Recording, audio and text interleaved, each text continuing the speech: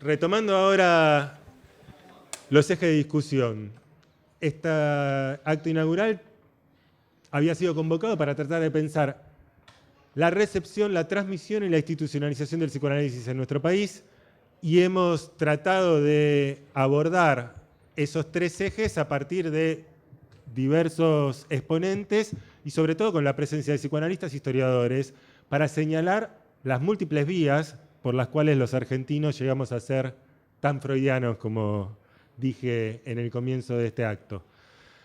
Vamos ahora a hacer la mesa de cierre y voy a ir presentándolos uno por uno en la medida en que toman la palabra. En primer lugar va a hablar Ezequiel Achili, que es miembro titular de la Asociación Psicoanalítica de Buenos Aires. Buenas noches. ¿Ahí está bien? Bueno, celebro esta iniciativa del Centro Argentino de Psicoanálisis, de Historia del Psicoanálisis, la Psicología y la Psiquiatría, y que propicia este diálogo este necesario diálogo entre historiadores y psicoanalistas. Y agradezco a Carlos Mogillansky, Nemirovsky, presidente de la institución Abdeva, que es de donde soy miembro. Desde sus inicios el psicoanálisis se ha enriquecido de diferentes formas discursivas, cartas que vienen y que van, prólogos a otros libros, ensayos literarios, revistas institucionales y revistas de divulgación pública, como se mencionaron. En la actualidad también están los archivos Freud de Washington, y en Argentina no podía ser de otra manera, y agradecemos justamente el trabajo de los historiadores, ya que esta muestra que hoy se inaugura no es solo historia, sino también que es psicoanálisis. Creo que para abordar el tema de la recepción es necesario entonces remitirnos fundamentalmente a ellos, desde quien realiza el primer estudio y compilación de la recepción de las ideas freudianas, Hugo Besetti, con su libro Freud en Buenos Aires y las aventuras de Freud en el país de los argentinos, y justo dijo la frase que yo quería señalar de él, que es que ha habido freudismo y en cierto sentido han habido freudianos mucho antes que psicoanalistas. Así que él no la completó, pero se la completo yo. Bueno, es por ellos que sabemos que los primeros en recibir a Freud fueron los poetas, los filósofos y también los movimientos antifascistas y de izquierda. Creo, por lo tanto, que la recepción está atravesada indefectiblemente por cuestiones políticas y en su acepción más amplia. Y yo quiero tomar para el tema de la institucionalización un hecho previo a la creación de mi institución de Abdeva. Y es el tema, y es una frase de Marie Langer que dice: ya somos muchos los que llegamos a la conclusión de que psicoanálisis, marxismo y revolución no son excluyentes. Y perdimos toda la fobia del mundo de afuera de nuestra institución. De esta frase parece desprenderse la idea de que la institución funcionaba como un lugar protector del afuera. Como sabemos, así nace primero Plataforma Internacional, un movimiento integrado por franceses, italianos, suizos y argentinos en 1971, y Documento 2 años después. Esta podría haber significado esa necesaria vuelta a Freud, ya que cuestionaban el aislamiento institucional. Y creo que para analizar algo de esto se me hace necesario hechos previos, nombrar algunos. Freud y su círculo se habían dedicado a cuestiones sociales y políticas con un compromiso sin par. Cuando Wilhelm Steckel invita al grupo a quitar del Código Penal de Austria un artículo que penalizaba la homosexualidad, o cuando Sándor Ferenczi propone considerar sacarla a la homosexualidad de la enfermedad, estamos hablando de 1906. Estamos hablando del mismo año en que en Argentina José Ingenieros publica el primer texto de Freud y Breuer, aunque criticándolo porque era la psiquiatría francesa. El mismo Freud lleva adelante el tratamiento de pareja, el primer tratamiento de pareja, de Axel Strachey y James Strachey, ambos homosexuales. Y este análisis significó el análisis didáctico y por lo tanto el ingreso a la IPA. Strachey.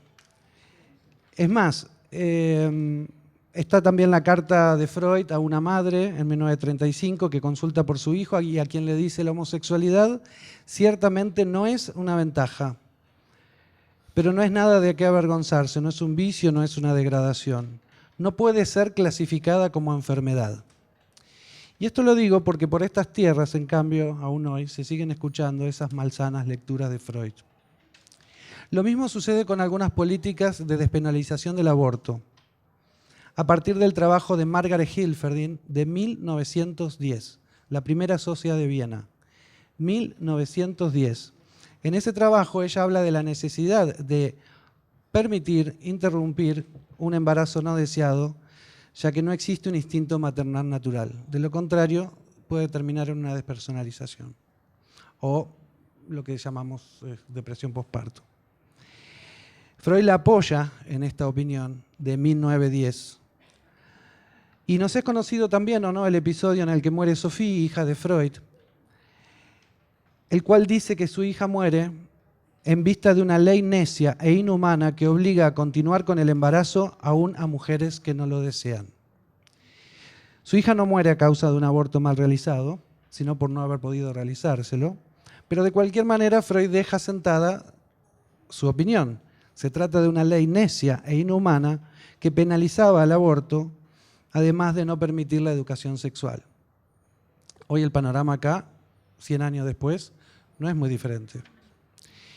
¿Por qué se lo acusa, o se lo acusaba a Freud de ortodoxo, de anacrónico, desde derecha o desde la izquierda, cuando Freud se ocupó y se preocupó incluso para que la mujer tuviera acceso a estudiar medicina en Viena? Helen Deutsch es la primera egresada. En las reuniones de los miércoles, y como dijo Virginia, hacia 1937, esas reuniones contaban con la misma cantidad de mujeres que de varones. Es el grupo de Freud, el primer grupo científico de la historia en el que esto sucede. Entonces, desde 1919, exactos 100 años, Freud aboga por un psicoanálisis del pueblo, ya que, según dice él, y lo cito textual, tanto la neurosis genera tanto o más daño a la salud pública como la tuberculosis.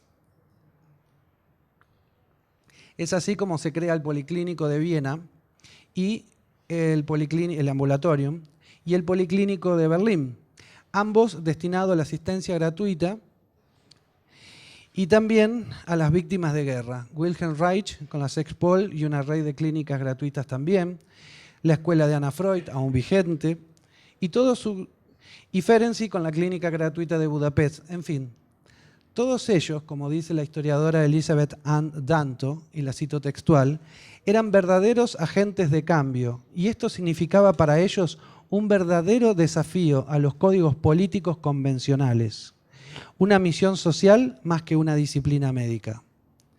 Entonces, la participación social de Freud y de su grupo era comprometida y con temas que sorprenden por su vigencia. ¿Por qué olvidamos este aspecto del psicoanálisis? ¿Y por qué esos movimientos de los 70 tampoco lo lograron?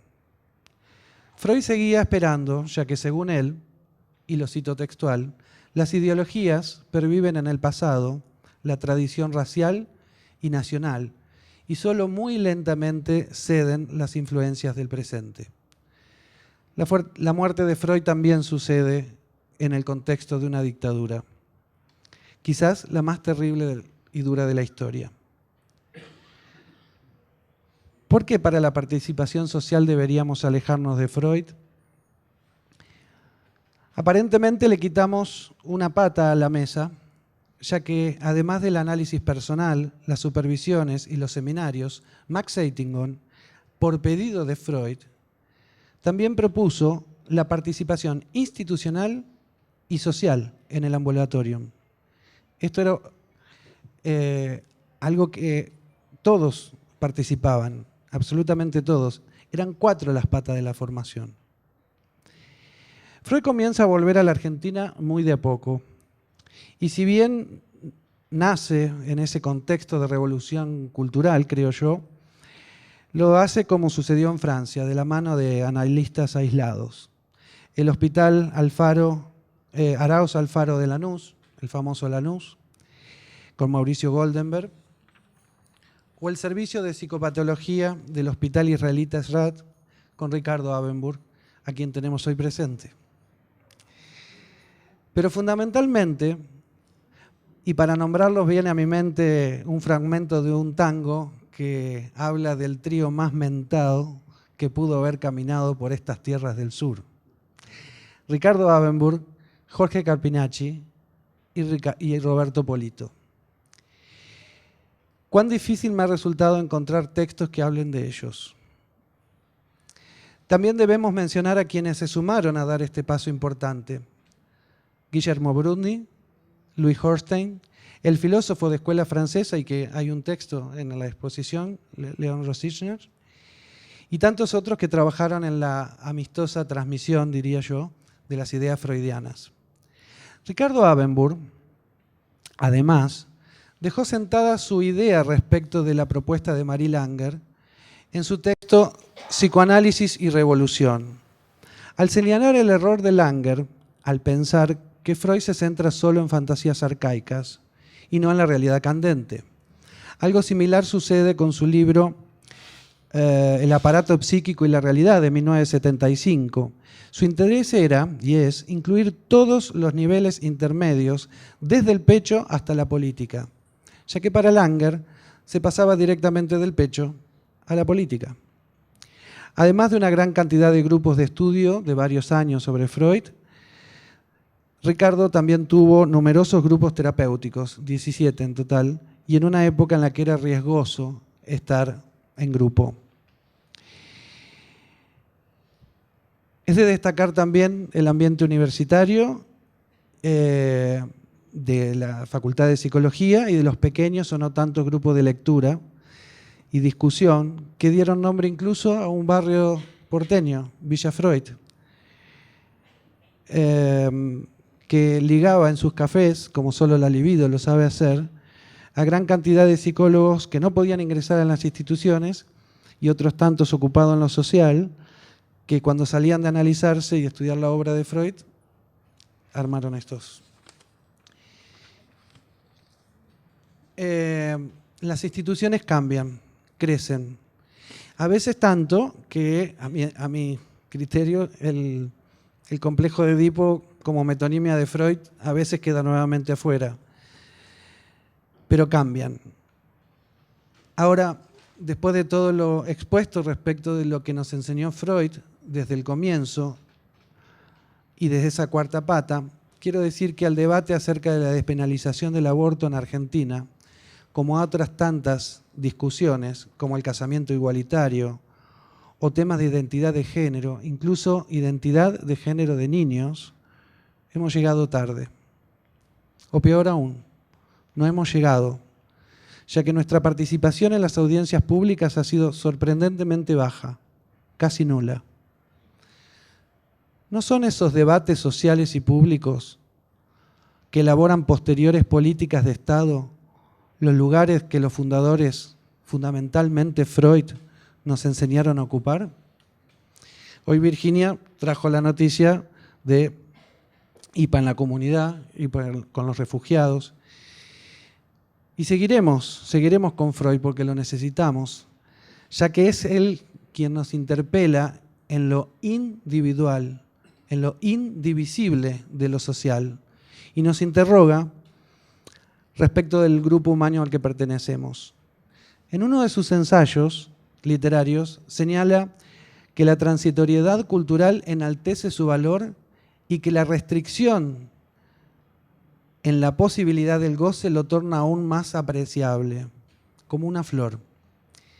Culmina su escrito diciendo, y yo termino con las palabras de él, lo siguiente: con solo que se supere el duelo, se probará que nuestro aprecio tan alto por los bienes culturales no ha sufrido menoscabo por la experiencia de la fragilidad. Lo construiremos todo de nuevo, y quizás sobre un fundamento más sólido y más duraderamente que antes. Muchísimas gracias. Muchísimas gracias, Ezequiel. Ahora va a tomar la palabra Guillermo Velaga, que es psicoanalista, miembro y presidente de la Escuela de Orientación Lacaniana. Buenas noches. Agradezco mucho la invitación. Me parece que es un acontecimiento y de esa manera titulé mi trabajo, Acontecimiento Freud. Voy a hablar un poco, en principio, cuál es la ética con que Lacan construye su escuela. Esto lo pueden encontrar en un texto muy importante que se llama La psiquiatría inglesa y la guerra. Ahí Lacan viaja en septiembre de 1945 a Inglaterra, había recién terminado la guerra, y hace un elogio muy importante al pueblo inglés en sentido de la relación verídica con lo real. O sea, hace un elogio al estatuto ético del pueblo inglés que explica su triunfo en la guerra. Otro punto muy importante de ese texto es que hace un elogio también a Bion y Rickman, que habían contribuido decididamente el psicoanálisis en la construcción del ejército triunfante inglés, con los grupos sin jefe. Eso le da una idea a Lacan de una lógica colectiva con la que después va a construir el órgano de base de la escuela, que es el cártel. El otro punto muy importante también es una mención al superyo como los poderes oscuros del superyo, donde Lacan dice que es más peligroso la docilidad humana que la indocilidad, como posición frente al superyo de la época. Con respecto a la EOL, sus antecedentes están en la Escuela Freudiana de París, fundada por Lacan en 1964. Miller hace una historización donde dice que Lacan intentó trascender a París, pero que no lo consiguió, salvo por Mazzotta, que hizo Insignia en Argentina. Entonces, Miller recorta a Mazzotta como alguien que preparó la fundación de la EOL en Argentina. Y a su vez... ¿Cómo?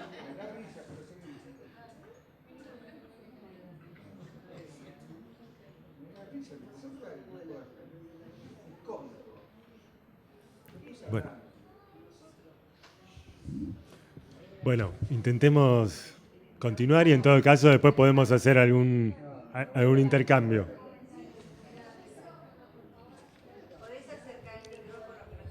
Sí, claro.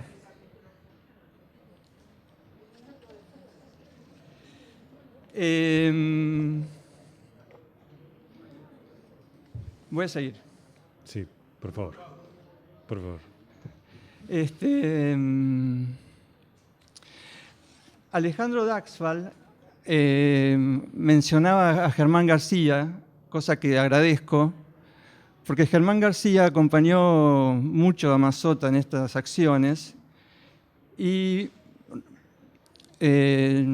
yo participaba de la Biblioteca Internacional del Psicoanálisis y recuerdo que Germán comentaba que Mazzotta había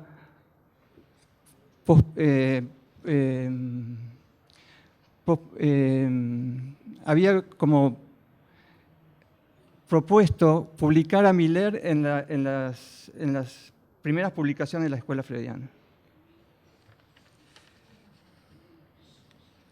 Ahora, ¿qué pasó? La Escuela Freudiana de París quedó en París. Y a partir de la ida del último seminario público de Miller, de Lacan, en Caracas, en 1980, se fundó la Escuela de la Causa Freudiana, que nació en términos ya mirando al mundo. Esto produjo una serie de encuentros internacionales que confluyeron en la fundación de la EOL en el 3 de noviembre de 1992. Inmediatamente Miller, fundada la EOL, fundó la Asociación Mundial de Psicoanálisis. O sea que la fundación de la EOL permitió la fundación de la Asociación Mundial de Psicoanálisis. ¿Cuál es la situación actual de la Asociación Mundial de Psicoanálisis? A partir de marzo de 2017, con la posibilidad de que Le Pen ganara las elecciones en Francia, se impulsaron decididamente unos foros anti-Le Pen. Cuando llega este año, pensamos la movida Zadig en Argentina, pensando lo transindividual y la subjetividad de la época, hicimos un foro sobre feminismo hace un mes. ¿Por qué? En este punto le pusimos feminismos y incidencias en la época. ¿Por qué pensamos en eso? No es porque en la Argentina no hubiera tradición del feminismo. Hay que pensar que el primer congreso feminista argentino es de 1910. Se mencionó a Marie Langer, por ejemplo, a la que conocí.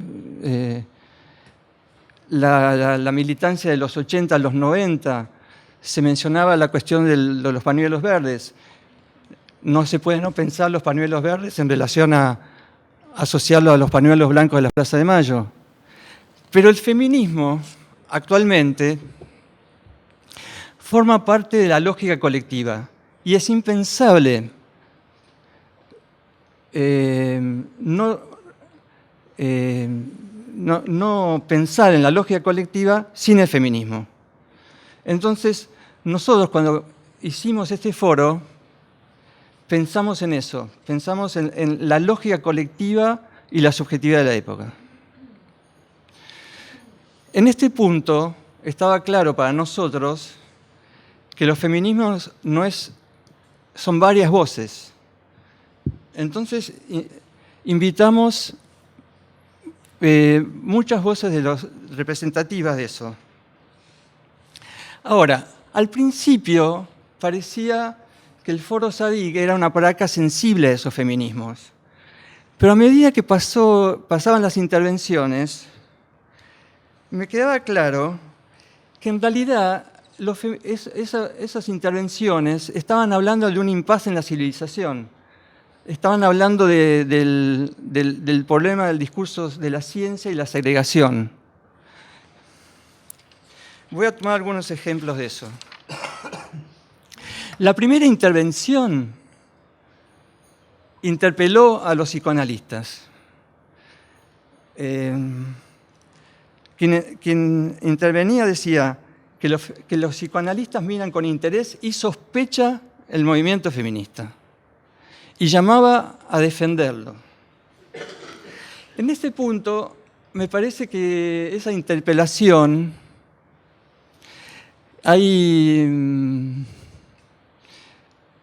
cuestiona una posición analítica que es la neutralidad benevolente, ¿no?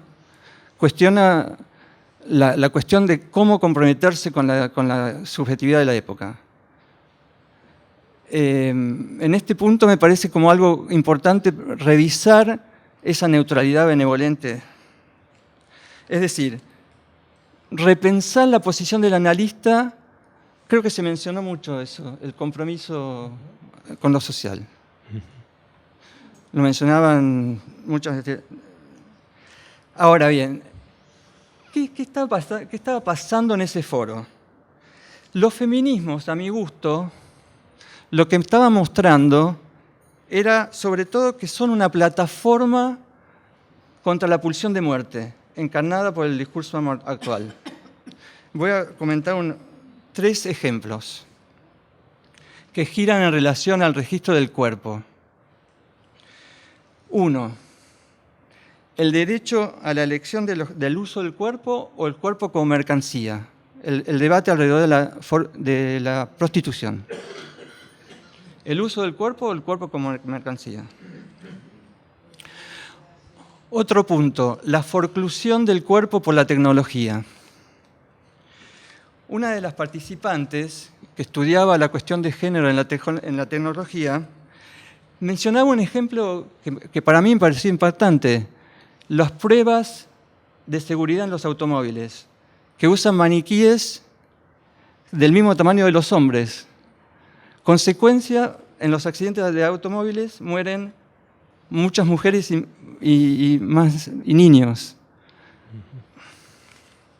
El otro punto que me interesa, una cuestión, el peligro de la segregación al interior del movimiento feminista. La cuestión que pasa en los colegios ahora del aislamiento del adolescente torpe, vamos a decir, que está tildado de machista. Una de las participantes mencionaba esto como un peligro que podría generar una lógica amigo-enemigo que generara más violencia. Para terminar, más allá de las ideologías, que las había como diferencia entre las participantes, lo que quedaba claro era una intención de bien decir con respecto al malestar en la cultura y la pulsión de muerte. Esa ética del bien decir es lo que Lacan llama acontecimiento Freud, la ética del bien decir. Y me parece que esta movida Zadig, de alguna manera, acompaña ese bien decir y acompaña el acontecimiento Freud. Muchas gracias. Muchas gracias, Guillermo. Finalmente vamos a dar la palabra a la última oradora de esta mesa, que es Anabel Salafia, que es psicoanalista, miembro de la Escuela Freudiana de la Argentina. Bueno, buenas noches. Me voy a acercar. Bueno, vamos a probar, es más cómodo hablar con este que con el otro. Buenas noches, decía, quiero expresar mi agradecimiento a participar de este acontecimiento, de esta muestra. Bueno, vamos a probar, pero sucede que estoy disfónica, entonces eso no favorece la cuestión. Muy bien, trataremos de mantener este equilibrio. Bueno, decía que agradezco la invitación a participar, a intervenir y participar en esta muestra especialmente interesante por lo que hemos escuchado hasta este momento, en homenaje a Freud y organizada por este fecundo Centro de Estudios Históricos, estudios de historia del psicoanálisis, la psicología y la psiquiatría. Agradezco la invitación de Luis Sanfilippo y agradezco también a otras personas, muchas parece que han contribuido a la organización de este evento. Del mismo modo, a la directora de la Escuela Freudiana de la Argentina, a Clelia Conde, que me haya asignado, digamos, la tarea, la función, el lugar para venir aquí hoy. Me referiré en primer lugar y brevemente a algunos datos históricos que hacen a mi situación, al hecho de que esté aquí esta noche tomando lugar con mis palabras en esta muestra de homenaje a Freud. Pertenezco desde su fundación, hace 45 años, en el año 1974, a la Escuela Freudiana de la Argentina. Esta escuela, a modo de documentación histórica, diré, esta escuela es la primera de orientación lacaniana en América y la segunda en el mundo después de la Escuela Freudiana de París. Fue fundada por Oscar Mazota y otros analistas, que estábamos allí en ese momento, con la aprobación de Jacques Lacan. Esto es lo que constituyó la base de una enseñanza y una transmisión del psicoanálisis freudiano de orientación lacaniana en castellano, practicada en los años precedentes por Massota y otros que estábamos con él, practicada por Massota y otros en los años precedentes a la fundación de la escuela, en 1974, quien, Oscar Massota y otros, llevamos a cabo una lectura de Freud orientada por la enseñanza de Lacan. ¿Qué produce en la obra de Freud esta orientación? Una nueva concepción del tiempo, una lectura no cronológica, una lectura en la que se trata de revelar una estructura, la función de una estructura, que no se corresponde con tiempo cronológico alguno, sino con un orden de razones.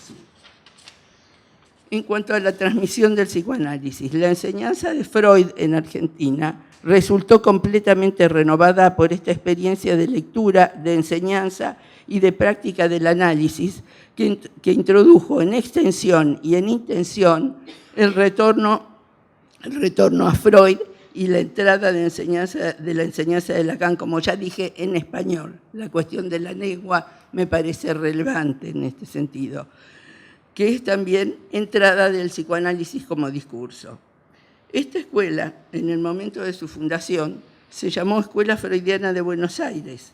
En el año 1979 se produce una escisión y Oscar Massota decide renombrar nuestra escuela con el nombre Escuela Freudiana de la Argentina. Desde entonces, bueno, en alguna oportunidad consideré que Oscar había dado este nombre, este renombre, digamos, a la escuela, al decir de la Argentina, justamente porque él estaba en el exilio.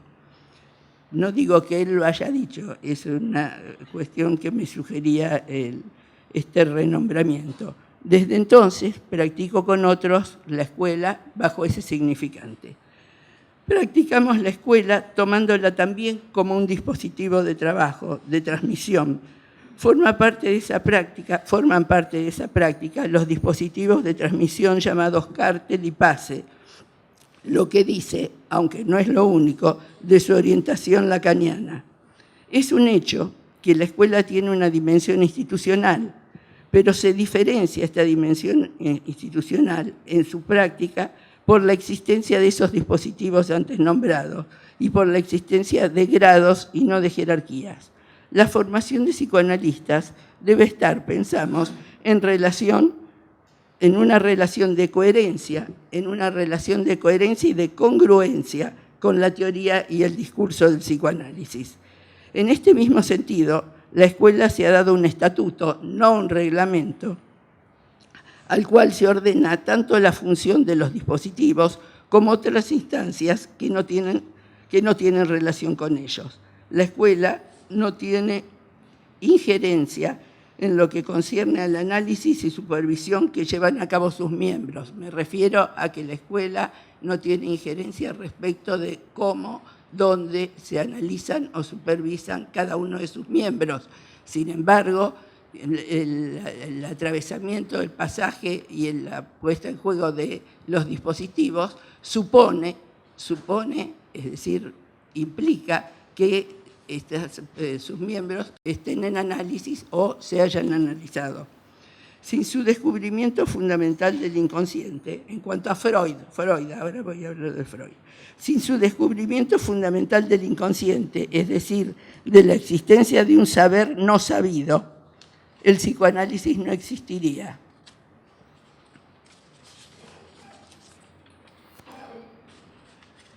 Cuestión obvia, pero que no se puede dejar de decir por la tremenda perturbación que trajo su descubrimiento del inconsciente en todos los discursos y saberes occidentales existentes.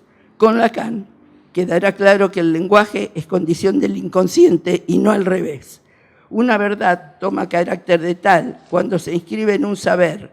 Esto ocurre desde Freud con la verdad del síntoma como cifra de goce. No hay carácter de lo humano independiente del hecho de que hablamos. Humano que implica que hablamos, no que hablemos, sino que hablamos, que hay una especie hablante.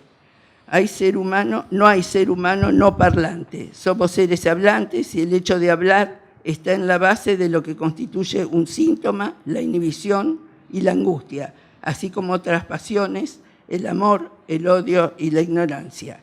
Ninguna de ellas es independiente de nuestra sujeción al lenguaje, del hecho de que hablemos, y nuestra sujeción al lenguaje nos hace en singular sujeto del inconsciente.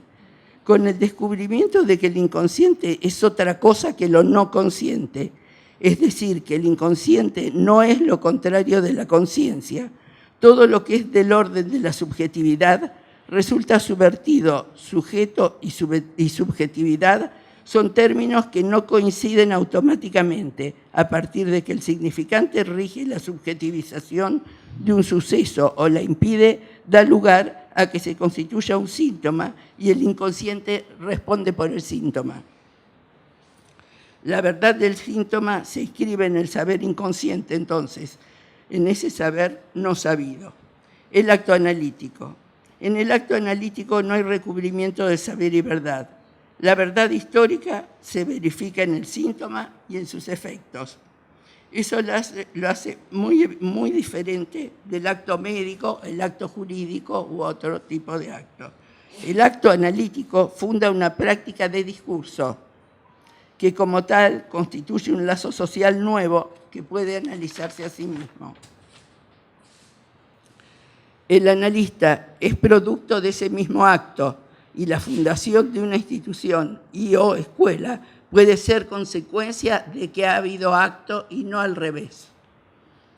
Está aceptado que la formación del psicoanalista está afectada ante todo por y en el pasaje de psicoanalizante a analista, que se decide en la cura. La institución, asociación o escuela puede poner a disposición de analista y analizante los medios de garantizarse en el saber psicoanalítico teóricamente expuesto en ellas, pero no puede dar un diploma que hiciera pasar la adquisición de ese saber por algo equivalente al deseo del analista. Este no tiene como apoyo lo que es propio de todo otro deseo, apoyarse en el fantasma. Y no se trata de una cuestión técnica, sino ética. El decir de Freud. Sexo y muerte son invariantes con los cuales se constituye el decir de Freud en la transmisión del psicoanálisis. Y eso fue así porque esos significantes recortados por Freud están en lo que se dice. Este descubrimiento de Freud, que anuda la dimensión del inconsciente y el deseo, en tanto inconsciente, concierne de una manera particular a los hablantes en tanto tales. Permite introducir un nuevo sujeto, aquel que existe en relación con el deseo. En tanto su ser le viene al sujeto de la palabra, el ser le viene al sujeto de la palabra, no es un atributo del sujeto, el deseo no es un atributo del sujeto, sino es lo que lo hace entrar en su orden. En su magnífico texto, El malestar en la cultura, Freud nombra 3 causas del malestar que sufre nuestra especie. 1, los efectos de la naturaleza. 2, el cuerpo y su deterioro. 3, la existencia de los otros.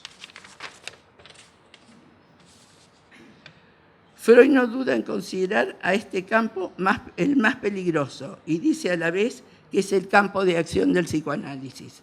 Es por eso que Lacan se ve llevado a decir que lo más importante es el lazo social, es el discurso como lazo social. Ahora bien, podemos preguntarnos, ¿por qué se agrupan los psicoanalistas? Una de las razones que podemos dar es que el colectivo de psicoanalistas, la escuela, por ejemplo, constituye un lugar de elaboración de la posición de resto en la que queda el analista al final de cada análisis. Existen también otras razones, como el hecho de que la experiencia del análisis es siempre singular y hay algo en ella que no es compartible. Esto afecta a los agrupamientos de analistas que deben lograr construir algo con esa diferencia fundamental que se introduce por lo que no puede hacerse en común. El analizante hace al analista. El analista. Es importante destacar esta necesidad de que haya un acto analítico previo a la fundación de la institución, a la escuela o la sociedad. Es decir, que haya un analista producido en ese acto da lugar a fundar esa institución o escuela. De esto se deduce que una institución psicoanalítica o escuela no podría ser fundada en base a títulos cualesquiera sea su origen, el origen de estos. También es necesario destacar la alteración del tiempo que conlleva el psicoanálisis, que es la que corresponde al tiempo de hablar. Y es en este tiempo que se construye un decir en el análisis. Es este saber hacer allí, que Freud, con este saber hacer allí, que Freud funda, y de allí surge el acto analítico. Mucho de lo que escuchamos, o casi todo, o probablemente todo lo que escuchamos esta noche, toma su sentido de que el acto analítico exista. Nada más, gracias.